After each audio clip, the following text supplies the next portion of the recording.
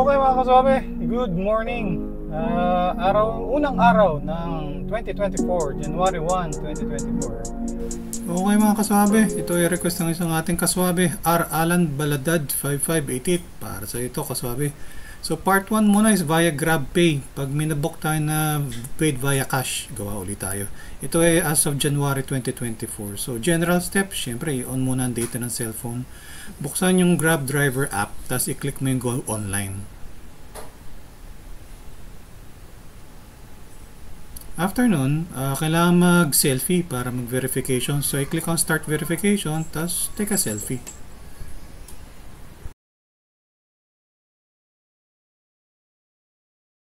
Okay, next mga kasabi, click natin yung earnings. Tapos check natin na dapat may laman yung cash wallet natin. Kasi dito ibabawas ni Grab yung mga commission niya kapag cash ang payment.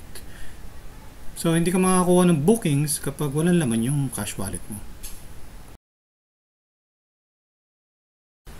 Okay, next naman mga kasabi, check natin ang service types. So sa akin, MPV yung sasakyan ko. So pwede ako tumanggap ng sedan, Grab Mart, MPV, Grab Airport, to NAIA, at saka from NAIA.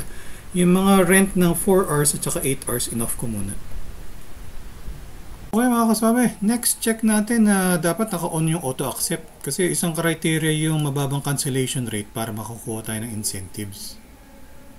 Tapos, ready na tayo mag-accept ng booking. Si Grab mismo ang magbibigay sa atin diretso ng booking.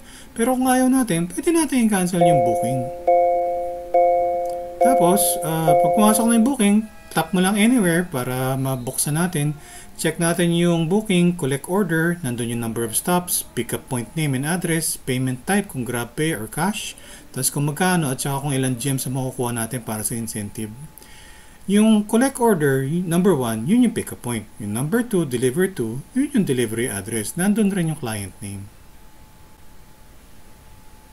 Tapos, balik tayo. Click lang natin yung navigation icon para mabuksan yung Waze or other navigation app. Tapos, biyahe na tayo. Punta na tayo sa collect order pickup point.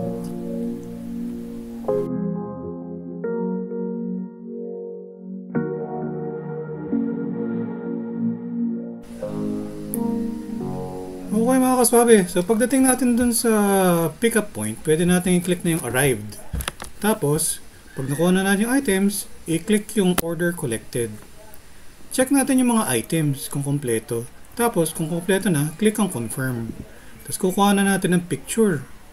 Yung resibo kaya yung mga items. Click yung use photo, tapos click submit. Next, balik tayo. Open na natin yung navigation app natin. Tapos, biyahe na tayo. Deliver na natin to. Okay mga kaswabe, pagdating natin sa delivery location, i-click ang drop off. Tapos, saka natin i-swipe yung delivered.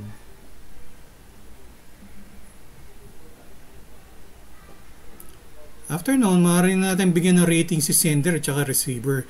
Itong transaction na to, paid via GrabPay, so wala tayong kukunin na cash. Tapos noon, click yung submit feedback. So ready na tayo mag-accept ng next booking. Okay mga kaswabe, check natin kung yung kinita natin. So i-click natin yung earnings, tapos i-click natin yung view balance in GrabPay wallet. So dito makikita natin, nadagdagan na yung cash wallet natin, pumasok na yung kita natin para sa booking na to. Tama ka ron, pre? Ito yung ating team song for the day. My love will see you through. Wala kayo pakasasawa mo. Ano kata? Love will keep us alive.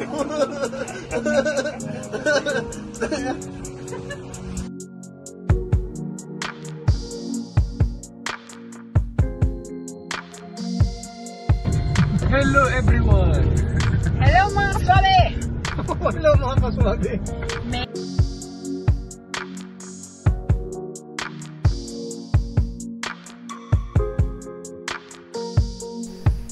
Okay mga kaswami, maikli lang ang ating video ngayong araw na to. So hanggang sa muli, ingat sa pagmamaneho para ang biyahe natin na laging swabe.